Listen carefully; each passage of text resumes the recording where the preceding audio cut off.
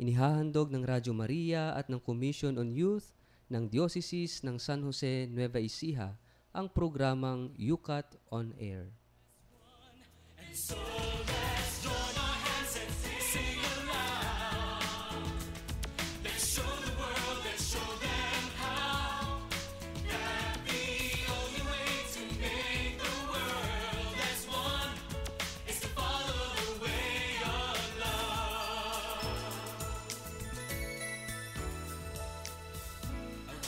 Maligayang pakikinig po sa inyong lahat. Ito po ang programang Yukat on Air na sumasahimpapawid mula dito sa Commission on Social Communications ng Diocese ng San Jose, Nueva Ecija at inyo pong napakikinggan live sa 99.7 FM Tarlac, 101.5 FM Cagayan at 102.1 FM Isabela.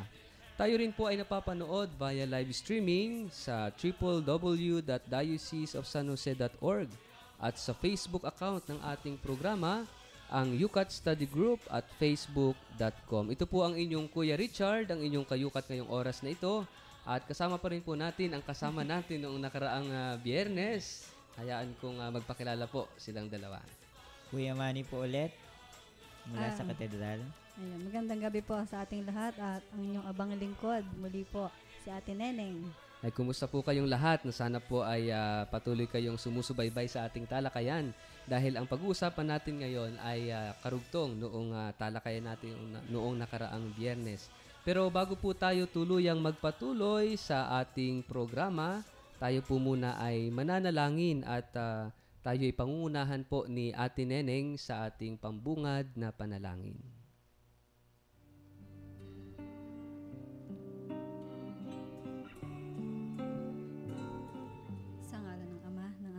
Espiritu Santo. Amen. Amen.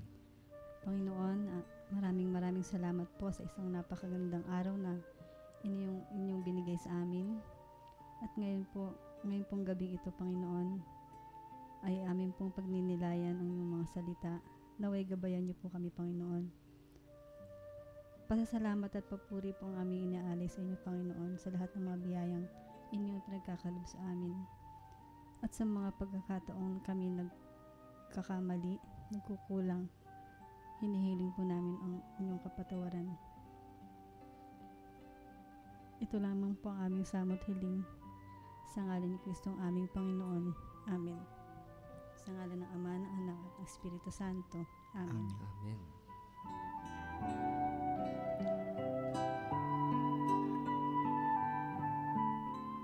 Maraming salamat Ate Neneng sa pangunguna sa ating dasal ngayong oras na ito. At mapagpalang pakikinig po sa inyong lahat.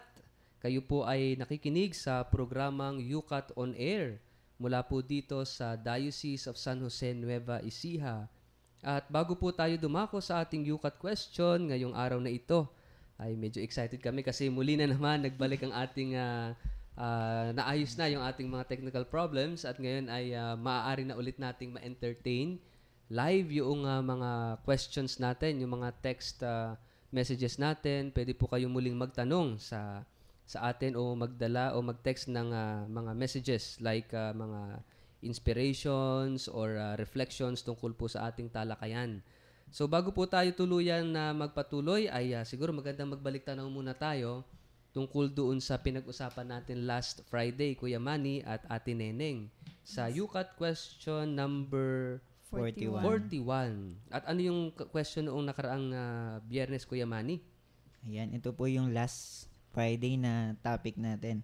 Does science make the creator superfluous? Oo, at ang sabi ng Yukat answer, no, ay hindi raw sapagkat yung ang Diyos na siyang lumikha, yung paglikha doon ay hindi siya kumbaga scientific evidence, kundi ang ipinipresent dito ay isang theological reflection or theological statement, no?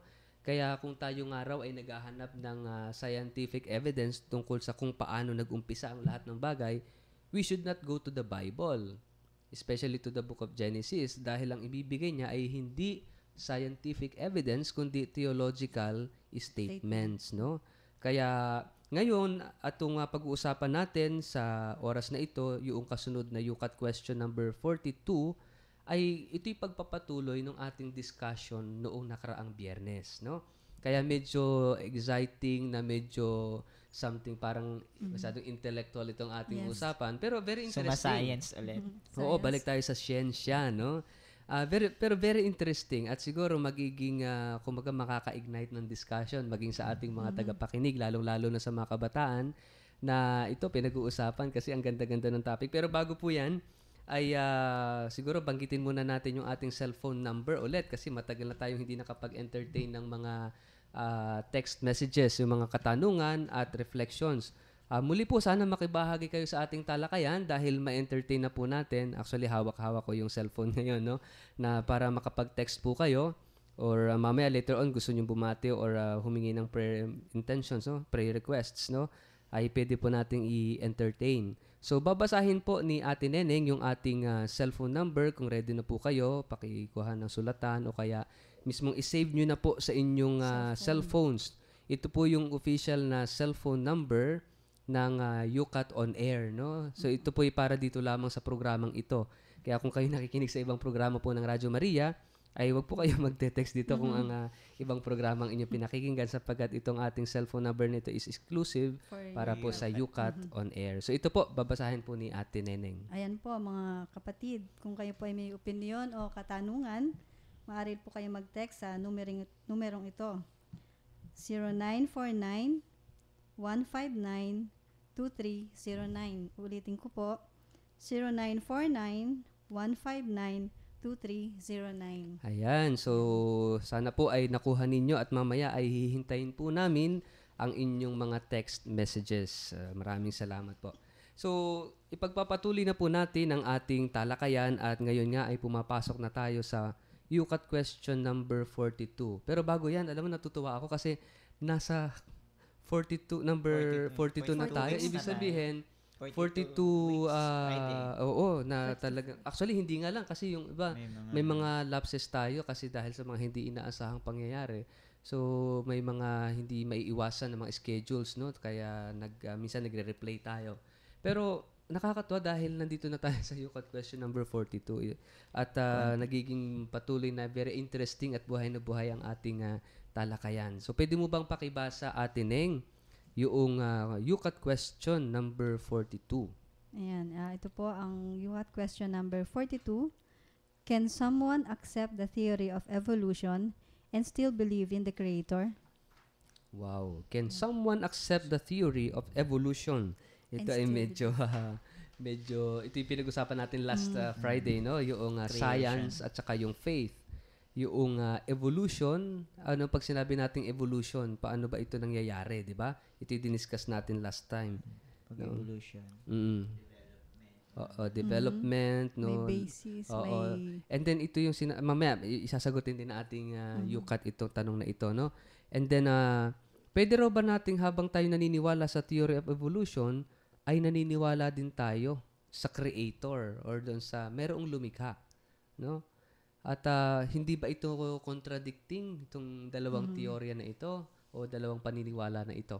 Hindi ba sila nagsasalpukang teorya? O pwede bang pagsamahin o pwede bang pag-isahin, mag-complement, ganun. maging complementary itong dalawang teorya na ito? Na hindi siya hindi nagne-negate sa isa't isa, no? Hindi kinokontra nung isa yung isang teorya, no? Itong evolutionism at creationism, no? Kaya ano po yung sagot ng ating UCAT dito? Kuya Manny, pwede bang pakibasa? Ayan, sumagot na po. Basa. Basa. Basa. Ang sagot po ng UCAT, sabi, yes. Yes daw po. Mhm. Although it's a different kind of knowledge, faith is open to the findings and the hypothesis of the sciences. Ayun, yes, no? Pwede pala. Pwede Opo. palang pagsamahin at pag-isahin. Pwedeng habang naniniwala ka sa teorya ng evolution, ay naniniwala ka rin sa creation, sa creationism, no? Siguro magandang i-define muna natin itong mga terminologies na ito. Pwede bang paki-define mo, Ate Neneng, ano ba yung evolutionism ayon sa ating UCAT? Ayon sa ating UCAT, ang evolutionism o evolution is from the Latin word evolutio. Evolutio. Evolutio, ayan. Naglalatin na ako. It means unfolding or development. the growth of the final form of organisms over millions of years. Viewed from a Christian perspective, evolution takes place as God's continuous creation in natural process. Okay, so yun ay from the Christian perspective na, no, Mm. yung second part ng definition. Pero sa unang bahagi, ito rin yung unfolding, no?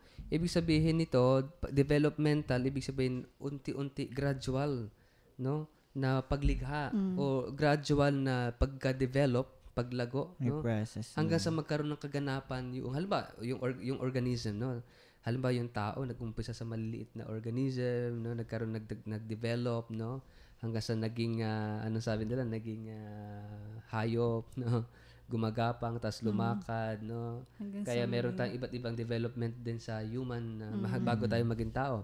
Kaya pumasok doon yung theory ni Charles Darwin na ang tao ay galing sa unggoy, no? Kasi yun daw yung unggoy merong yung closest. Kaparehas Closest. natin. Oo, pati sa mga chromosomes, sa yung mga genes, no? So, ito yung ilan, no? Pero sabi ng evolutionism nga, yung sabi natin sa discussion natin last time, saan nagmula? Itong, doon sa tinatawag na isang malaking pagsabog, di ba? Yung tinatawag na Big Bang Theory.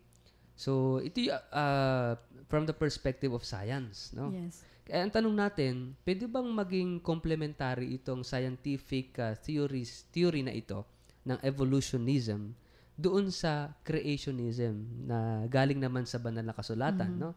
Na nilikha ng Diyos ang lahat ng bagay. Pwede bang pakibasa mo, Kuya Manny? Ano naman yung creationism? Basa. Basa. Sabi ng Yucat po, creationism from Latin creatio or making or producing. The idea that God himself, by his direct action, created the world all at once, as if the book of Genesis were an eyewitness account. Wow, ito yung sa creationism. Creatio. May maganda pang ang term dito eh. Pag sinabi natin creationism, creatio ex nihilo.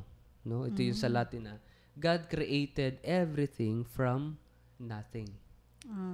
Ito yung creation eh. From nothing. Mula sa wala, nagkaroon. No? Iba yung making sa creating. Kasi yung making, you are doing Parang something, developing something. Meron nang meron available. Oo, Bubuin mo na. bubuuin na lang. No?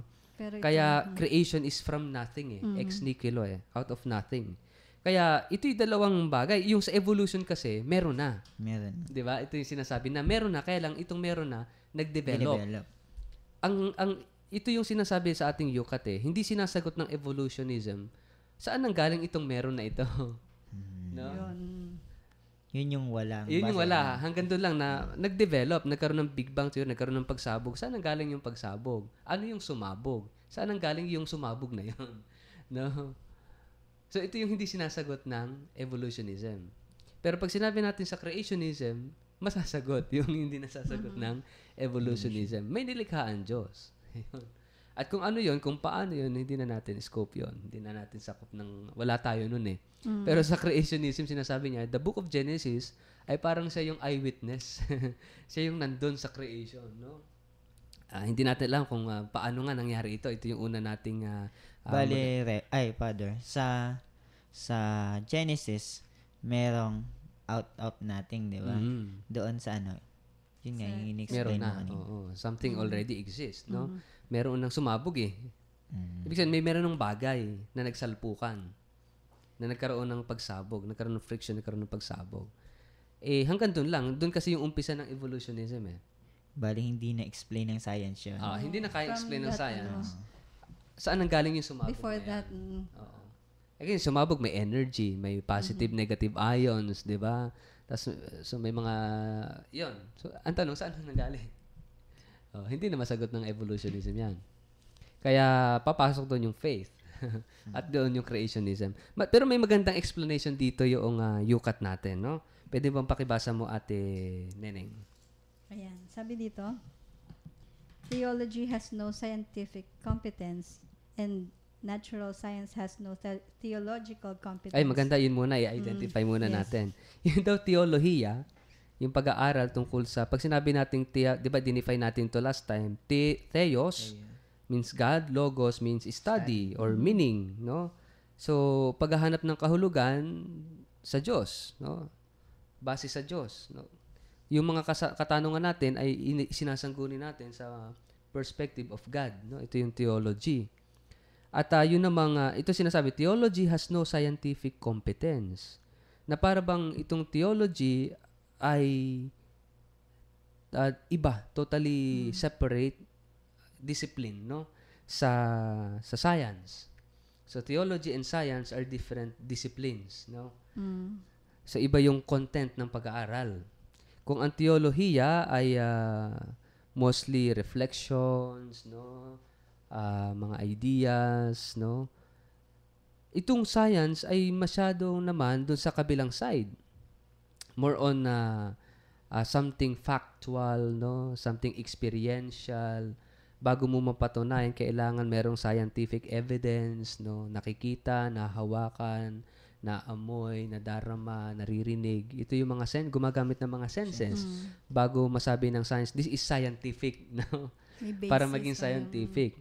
Pero yun nga, limited ang science kasi hindi lang sasabihin ng we are not only composed of body, but we have spirits. At yung spirits na yon is something na hindi na nakikita. Hindi kaya explain No? ng Mahirap science. na-explain ng science, no? And then, sabi rito, theology has no scientific competence, pero on the other hand, yung natural science naman has no theological competence. So, parehong mayroong limitations. Di ba? So, hindi lahat masasagot ng teolohiya. Pero hindi rin naman lahat masasagot ng siyensya. Parehong may limit. No? Ito yung sinasabi sa unang ating, ito yung unang premise natin. And then, pakituloy mo Ate Neneng yung ating explanation dito. Ayan. Natural science cannot dogmatically rule out the possibility that there are purposeful processes in creation. Conversely, faith cannot define specifically how these processes takes place in the course of nature's development. Ayun. Ang sinasabi lang naman dito, yung science daw, ay hindi niya masasabi na, hindi niya pwedeng alisin yung posibilidad na mayroong purpose ang lahat ng bagay, no? Yung paglikha. Kasi ang theology, it gives purpose no? Binibigyan Binibigyan ng kahulugan ng lahat. Para bang ang sinasabi kasi ng science, ay ano lang yan, epekto lang yan ng development. May sumabog kasi, kaya may nabuo. Tapos itong nabuo na to, in time, nag-develop. So, walang meaning at all. Basta bunga lang. Scientifically, Parang, ano pala? bunga lang ng mga, parang cause and effects. Halimbawa, may tumulak, May nalaglag. may nalaglag. Correct. Oo, yung cause and Ganda effects, ganun lang. yun, effect. Wala ang kahulugan, wala lang, kaya nalaglag, may tumulak. Parang ganun lang. Nothing more, nothing less. Ito yung sinasabi ng science, no? So, pag halimbawa sinabi natin yung tao, o bakit ka naging tao? Wala, bunga lang ako ng pagmamahalan ng aking magulang. O hindi nga pagmamahalan ng pagtatalik ng aking mga magulang. Parang, nung sumabog, ako yung nabuo. Yes. Parang ganun. Ganun So, May walang Big Bang meaning. theory May din. Big Big Bang Bang theory. So, pero dito, sa sinasabi rito sa ating yukat, hindi maiaalis, hindi dapat alisin, no? At hindi maiaalis ng natural science na mayroong kahulugan ang lahat na ibinibigay naman ng creationism, no? Babalik din kasi doon, Rev, di ba? Hindi nga kasi masasagot kung saan din ulit siya nagsimula. Kaya nga ang tao, 'di ba, basic human question is what is the meaning of life? Why am I here on earth? 'Di ba? Ito yung purpose. Ito yung naghahanap tayo ng purpose. Siguro yung mga hayop hindi nagtatanong ng purpose. Ewan natin. Hindi tayo mga aso, hindi Yung tayo mga mga apis, baboy, hindi ganun. natin alam. Ano kaya inisip No? ng mga hippies? Pero Parang the ganun. human person itself, ang tao, nagtatanong, ano ba yung purpose ko sa buhay? Bakit Ba't ba ako ako nandito? nandito? No? Ako ba'y epekto lamang o bunga lamang ng pagsabog na yon? O there is something deeper, no? Meaning sa buhay ko na hindi nasasagot ng science. Kaya nga nasabi rito sa yukat na hindi dapat alisin ng natural science yung kahulugan na yun na hinahanap ng tao. No? Kasi especially these days, no, ang tanong ng tao is the meaning of life. Yung kahulugan ng buhay. At sinasabi rin dito na, conversely, faith cannot define specifically how these processes take place in the course of nature's development. Hindi rin naman sinasagot ng faith, ng theology, kung yung paano ba talaga ano Wala ba din. nangyari? Paano ba nalikha ang lahat ng bagay? No? Yung talagang actual na nangyari. Faith cannot answer that. Kasi sinasabi lang naman sa creationism, on the first day, God said, "Let there be light," and there was light. No? Pero yung process, paano nagkaroon ng liwanag? Hindi na masagot ng creationism. Di ba? Pero pwedeng baka kayang sagutin ng science. Di ba? Paano nagkaroon ng mga ganitong organism? Sasabihin ng creationism, kasi sinabi ng Diyos, let there be. Nagkaroon na ng isda, nagkaroon na ng hayop, nagkaroon ng halaman. Pero baka ang science, kaya niyan i-explain yung development ng mga organism. Mula sa single cell, hanggang sa ito yung na-improve, nag-grow. So, ito yung evolution. No? Kayang sagutin ng science. Pero hindi nga lahat kayang sagutin. So, merong limits pareho. Ang ganda, no? Ang ganda ng... Patas yung... patas. Parehong may kalakasan, parehong may kahinaan. Merong kayang sagutin at may hindi kayang sagutin. No? Ito yung kagandahan dito. Kuya Manny, pwede bang pakibasa mo yung karugtong na paliwanag ng yukat? Ayan. A Christian can accept the theory of evolution as a helpful explanatory model, provided he does not fall into the heresy of evolutionism, which views man as the random product of biological processes. That is evolution. Ayun, no? Sige, pakituloy mo. Presupposes the existence of something that can Ayun, no? develop. Ito isang Kristiyanong pananaw, no? Christian perspective. Sabi dito, a Christian can accept the theory of evolution. Pwede naman nating tanggapin siya. As long as hindi tayo mahuhulog doon sa heresy of evolutionism. Iba yun eh. Iba yung theory of evolution sa evolutionism. Once na nagkaroon na ng ISM sa huli, Iba ng... ism, yung mga ism, So, nagiging radical, nagiging extreme, that there is no other. Pag nagkaroon na ng ism. No?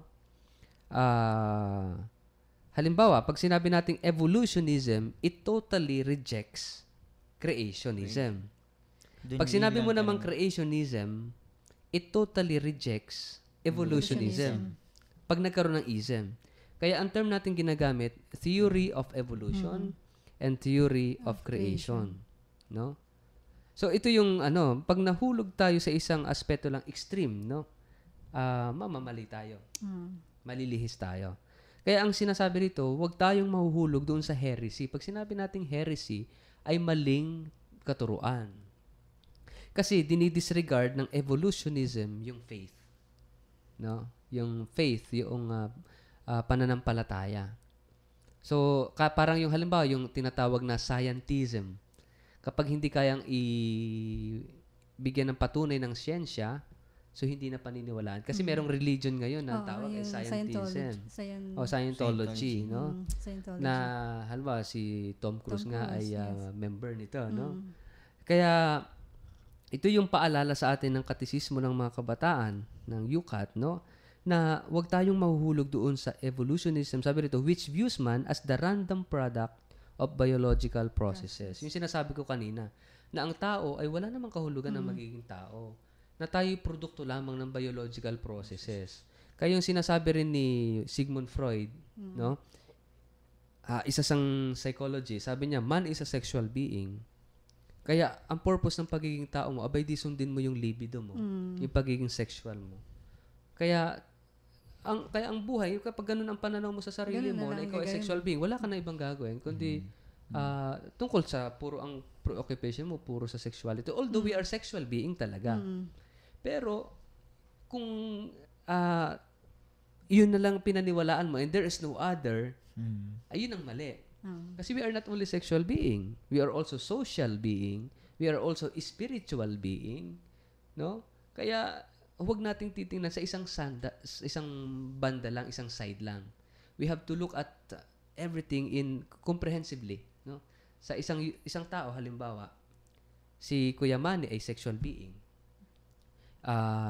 By virtue of having sexuality, no? Yung sexuality ni Kuya Manny is different from sexuality ni Ate Neneng. So, we are unique from each other, no? And then, hindi lang yun, pero hindi lang tayo sexual being. We also are social being. Nakikihalubilo tayo. Tayo'y hindi nabubuhay. Sabi nga, no man is an island. Yung ating pagkatao ay nagkakaroon ng fullness ng realization kapag tayo nakikipagkapwa-tao. And also, we are a spiritual being. Kasi we have spirit, we have soul, spiritual soul, no? Kaya ito yung sinasabi rito na wag mahuhulog doon sa isang banda lang, sa evolutionism, no? Yun, sabi rito, it presupposes the existence of something that can develop. Ito yung sinasabi ng evolution.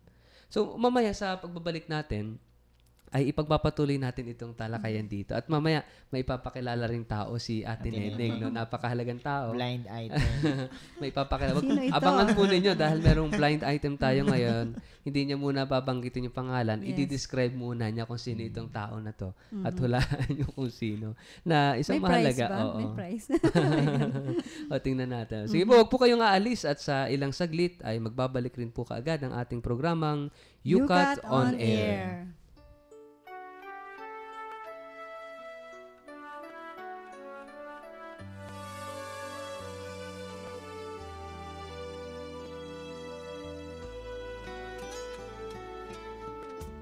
Lord, I come to you. Let my heart be changed, renewed, flowing from the grace that I found in you.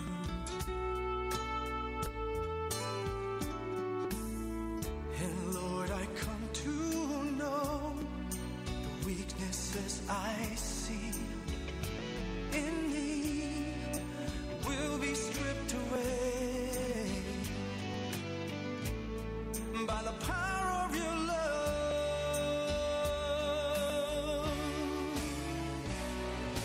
Hold me close, let your love surround me.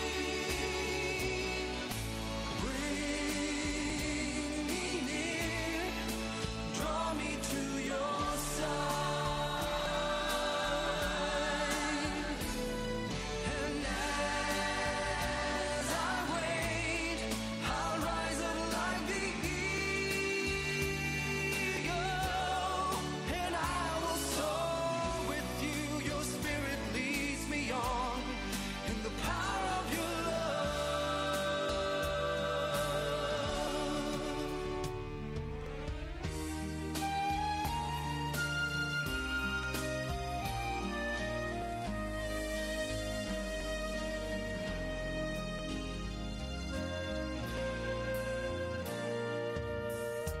Lord, unveil my eyes.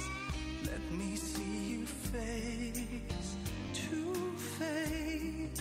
The knowledge of your love as you live in me.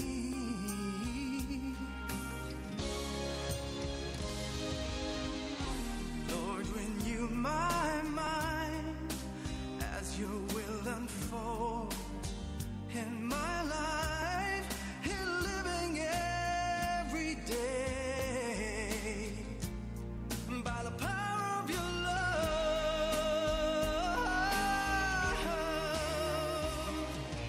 Hold me close, let your love surround me. Bring me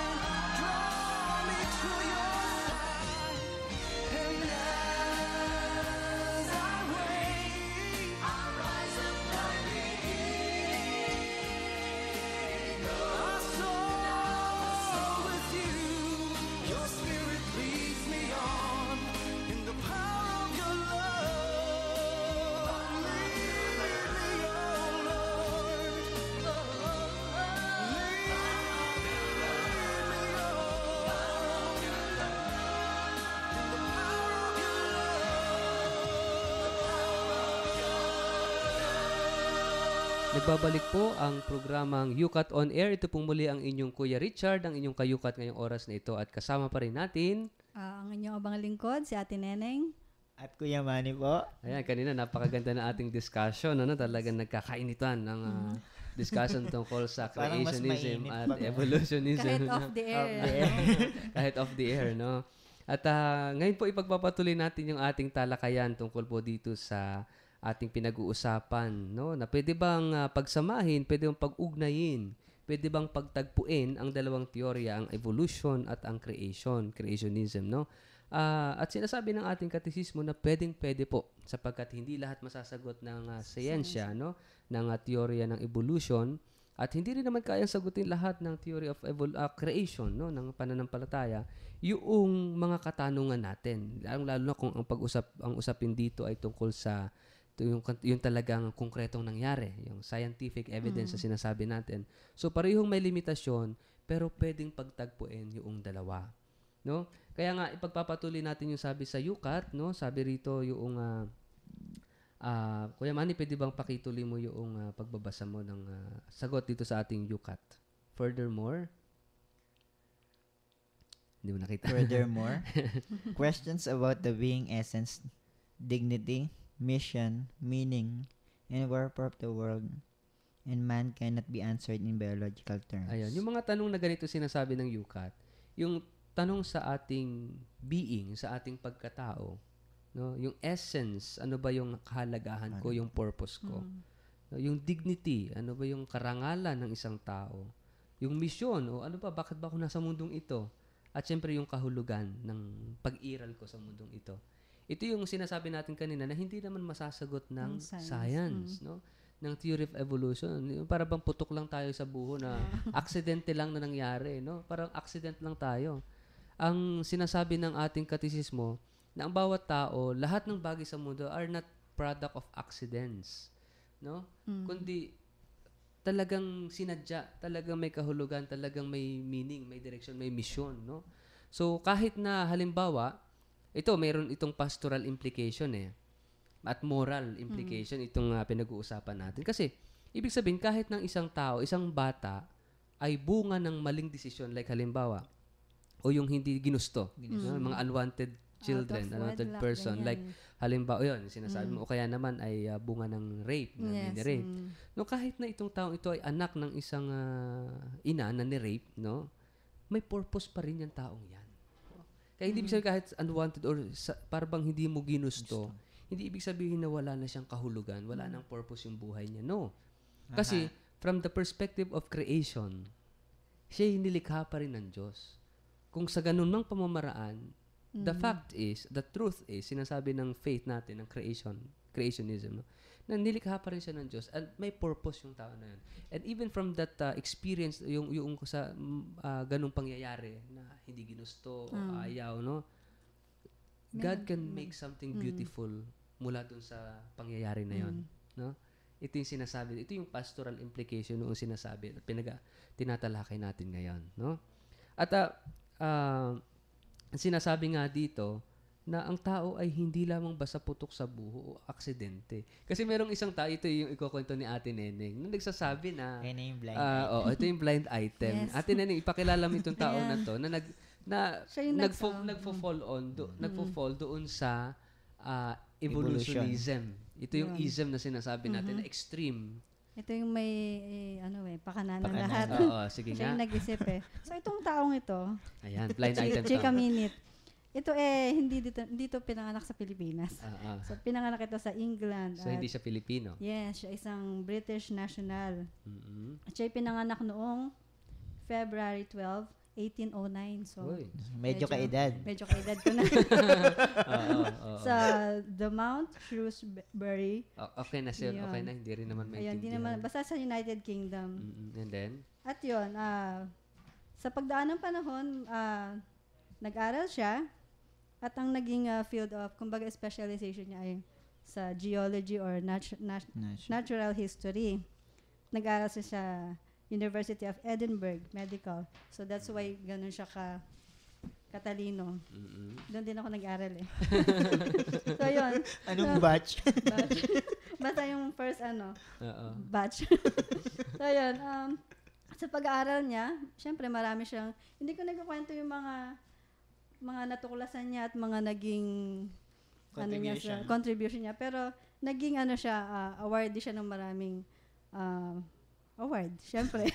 Ito nga yung isa, yung Royal Medal. Hindi ko alam kung ano itong Royal Medal, pero noong 1853 ito. Yung isa, yung Wollaston Medal. Siguro sa Oo. O basta sa whatever. pagiging, Ano yung mga niya, yung main, ba't natin siya pinag-uusapan niya? itong taong to kasi siya yung naging, siya yung naging, ng theory of evolution, kung bakit natin pinag-uusapan ito Evolution of man. Ayun, evolution of man. Oo. Ito yung pinag-uusapan na yung sa tao, Oo. no? At kilala nyo na ba siya? Oo. Siya ay Pag walang sinabing iba evolution. kundi si... At tika lang muna, meron pa Ayan, meron pa Oo, ba? medyo kaunting chika-chika muna sa Ayan. tungkol sa buhay niya. Siyempre, hindi lang naman siya nag-aral, Father. Siya naman ay nakapag-asawa din. Mhm. At napangasawa niya si Emma Darwin, syempre. Napangasawa nung 1839. At sila ay nagkaroon ng 10 supling. 10. Actually, my nakakuha God. nga ako ng autograph niya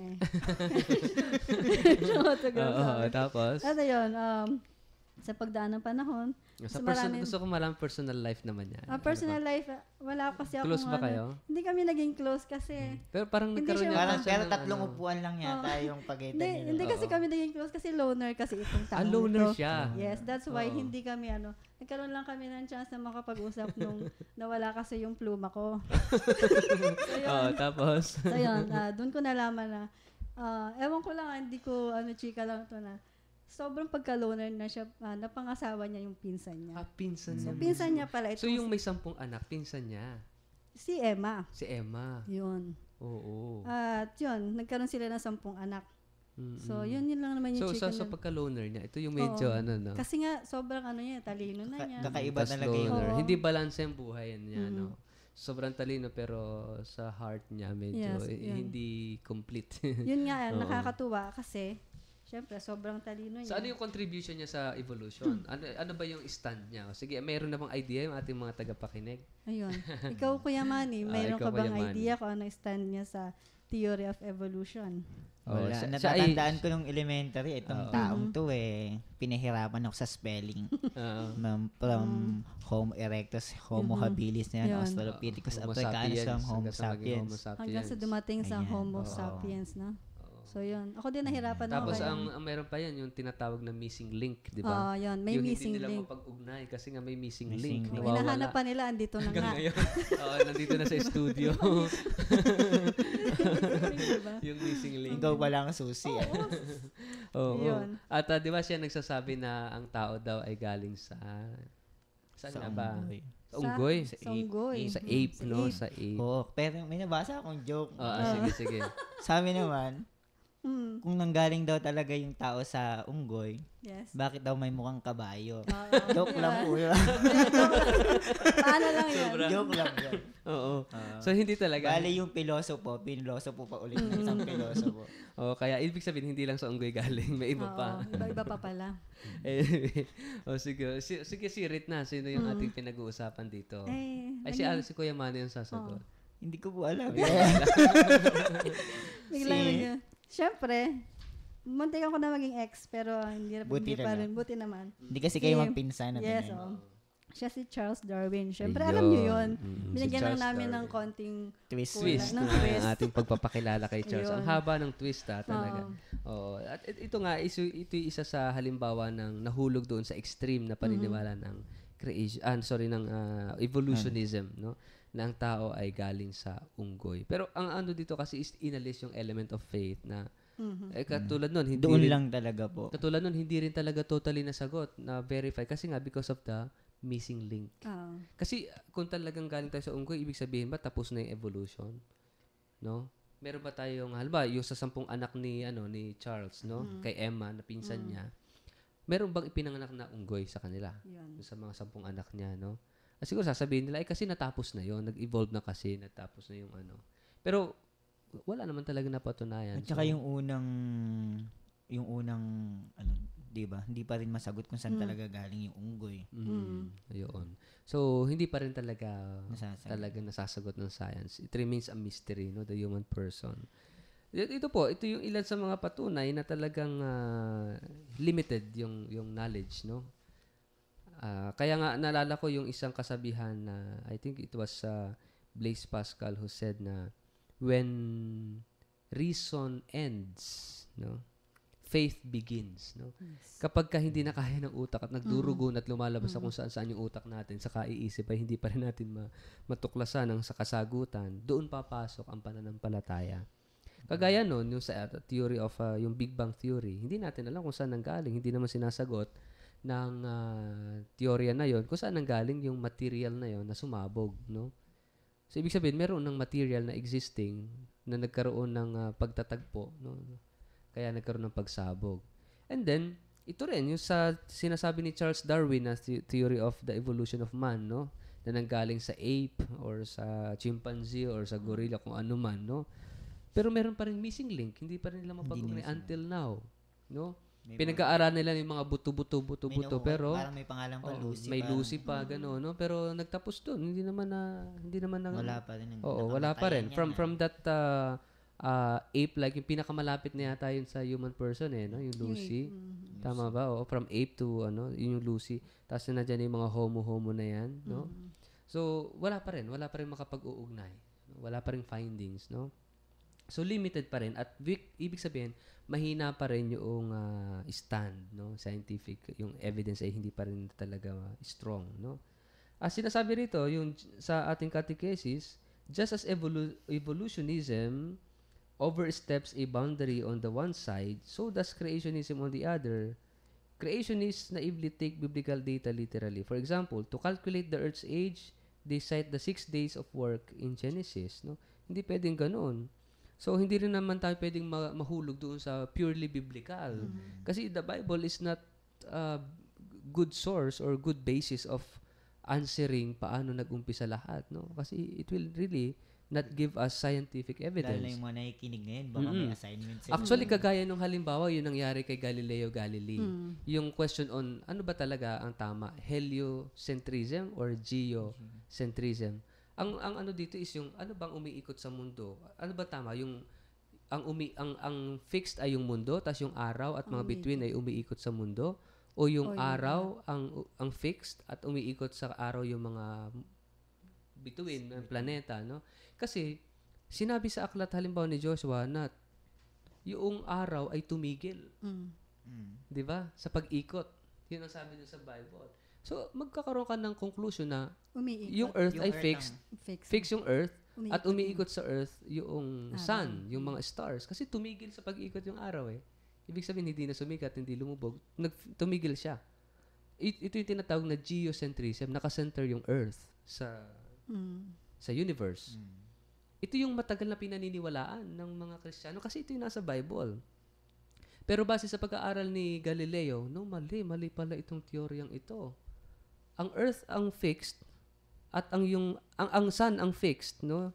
At yung earth ang umiikot sa araw. Ito yung tinatawag na heliocentric theory. Eh dahil wala ito sa Biblia, kagaya ng paniniwala, wala kasi sa Biblia. Ibig sabihin, mali ang science. Kaya ang ginawa kay, kasi ganun tayo noon, ang Catholic Church, no? Pag wala sa Biblia, hindi na totoo. Eh, paano yun? Ito yung scientific evidence. Anong ginawa? Itrinit ng, ito yung medyo maling nangyari, no? Kasi nga, limited pa ang kaalaman noon ng tao, even ng simbahan, no? Na ang ginawa is kinonsider na heretic itong si Galileo Galilei to the point na siya ay ikinulong, no? Inilayo. Pinatahimik, sinilence. At nag-suffer doon sa tinatawag na Inquisition, no? So, ito ilan sa mga development sa history, no? Yung dalawang teoryang ito. So, heliocentrism, geocentrism. Pero later on, nag-apologize ang simbahan dahil sa maling ginawa kay Galileo. Napatunayan na tama si Galileo Galilei, no? Pero nanatiling tapat si Galileo sa simbahan, sumunod siya sa simbahan until his death, no? Pinanindigan niya totoo. Kasi ang teacher ni Galileo ay isang paring Franciscano. No? Ay, talagang front lang si Galileo Galilei. No, ito po ilan sa mga magandang usapin sa pagtatagpo ng siyensya at ng pananampalataya. No, so mamaya po sa pagbabalik natin, bibigyan natin ng paglalagom itong pinag-usapan natin sa UCAT question number 42. At Naku, hindi na natin nabasa yung mga text message. Siguro po mamaya sa pagbabalik natin ay may basahan natin yung ilang message po dito. At hopefully ay Masagot. masagot or hindi man ay mabigyan natin ng pansin yung kanilang mga mensahe. Huwag po kayong aalis at magbabalik rin po kaagad ang ating programang Yukat on Air.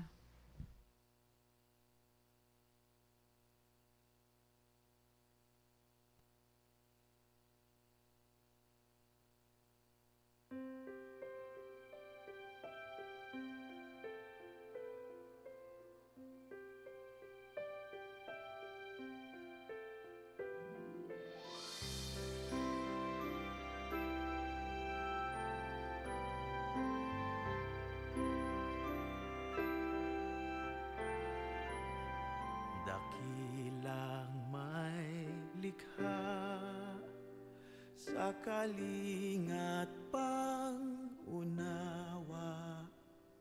mangyari ang iyong diwa sa langit at sa lupa. Bigyan mo ng sapat ang lahat sa araw-araw, turo ang magparaya, gaya ng iyong gawa.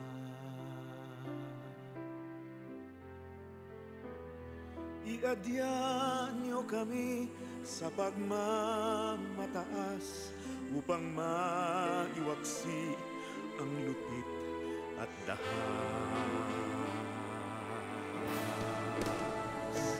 at samahang lumikha ng pamayanan payapa sa kalikasan, kabuhayan, kakanyahan, paniniwala.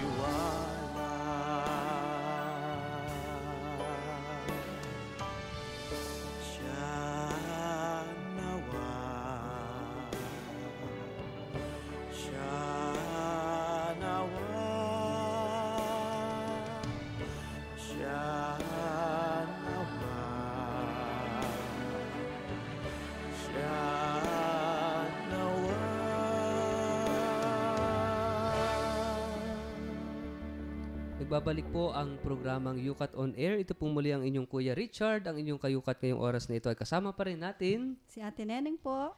At si Kuya Manny po.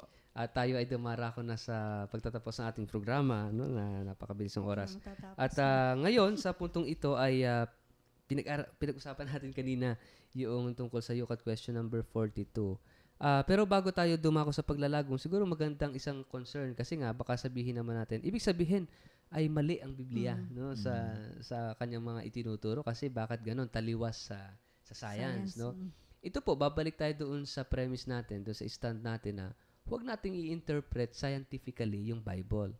Kung sinabi sa aklat ni Joshua, the book of Joshua, na tumigil yung araw, so ito huwag nating titingnan sa scientific perspective kasi nga magkaiba sila ng language. Ito ay isang theological reflection, statement, no?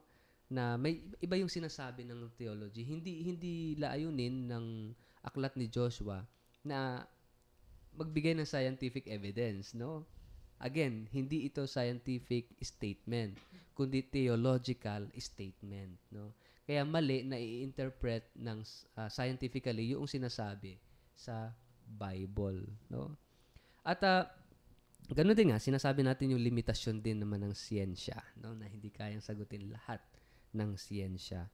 So ito lang po, no, bibigyan natin ng linaw na hindi po natin sinasabi na mali ang katuruan ng banal na kasulatan, no? So ito ay magkaiba kasi ng lingwahe ang tinutukoy dito at ang ginagamit dito. Kaya although magkaiba, pero ang sinasabi ng ating katisismo pwedeng pagtagpuin. Sapagkat yung hindi kayang sagutin ng siyensya, mayroong sinasagot at ang pananampalataya, no, yung faith natin.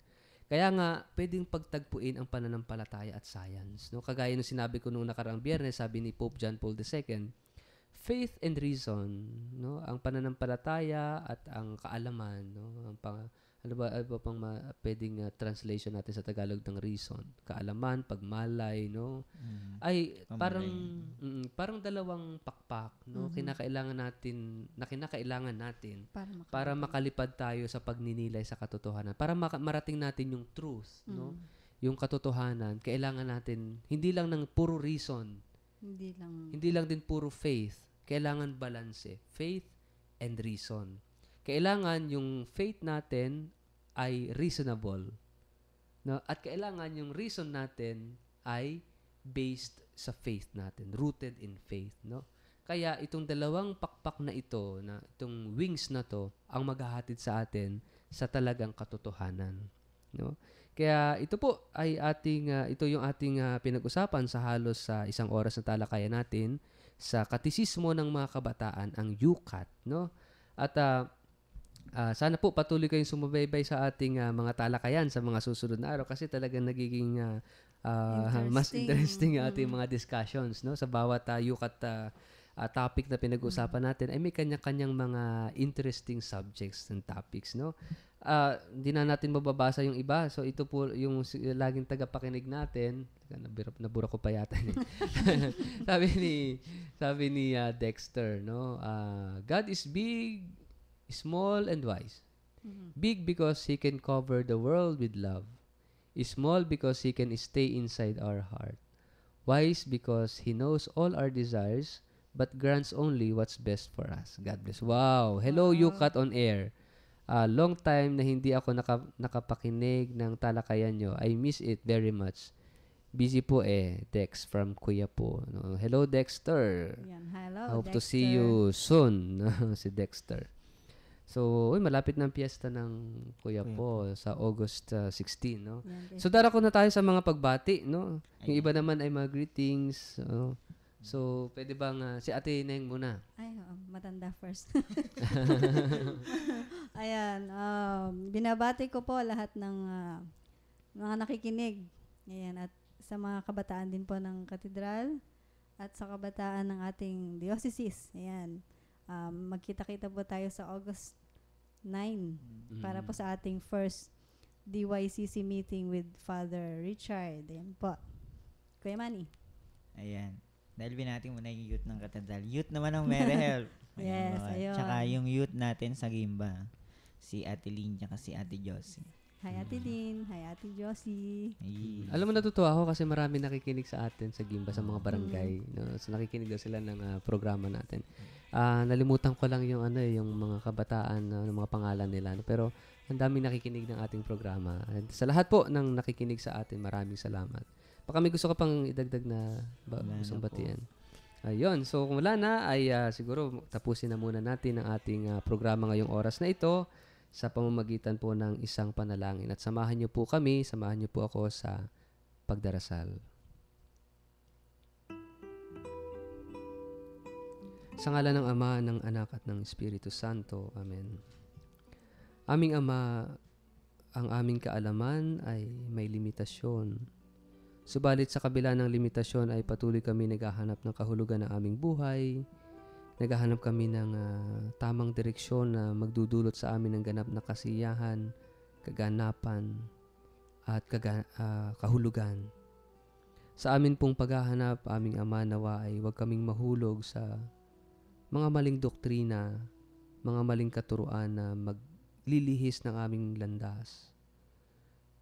Patuloy po namin ipinagdarasal ang mga kabataan na naghahanap ng kahulugan sa buhay. Mga kabataan na lalong-lalo na po yung mga biktima ng hindi pagkagustong isilang ng kanilang mga ina o ng kanilang mga magulang. Mga kabataan na itinuturing na aksidente lamang.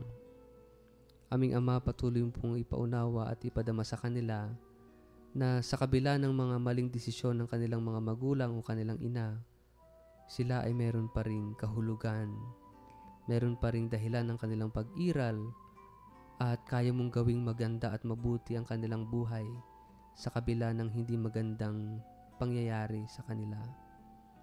Huwag mo po silang pababayaan, lagi mo po silang yakapin ng iyong pagmamahal. Patatagin mo rin po aming pananampalataya, sapagkat hindi lahat ay kayang unawain ng aming isipan, subalit naniniwala kami na ang pananampalataya namin sa iyo ang makasasagot sa aming mga katanungan, ang makapagpupuno sa kakulangan ng aming pag-alam. Sana po patatagin mo aming pananampalataya sa pamamagitan ni Kristo na aming Panginoon, kasama ng Espiritu Santo, magpasawalang hanggan. Amen. Sa ngalan ng Ama at ng Anak at ng Espiritu Santo. Amen. Amen. Muli po ay maraming salamat sa inyong pakikiisa sa ating talakayan, at inaanyayahan ko po kayong muling makinig sa susunod na Biyernes sa bago na namang talakayan tungkol sa Yukat Question number 43. At atin pong tapusin ang ating programa ito. Magpapaalam na po kami. Ito po ang inyong Kuya Richard, ang inyong nakayukat sa halos sa isang oras na talakayan ng Catechism of the Young People. Ito yung Yukat or Youth Catechism. At nakasama po natin sa ating programa si Ate Neneng po, isang mapagpalang gabi po sa lahat. Hanggang sa muli po, Kuya Manny. At magkayukatan po muli tayo.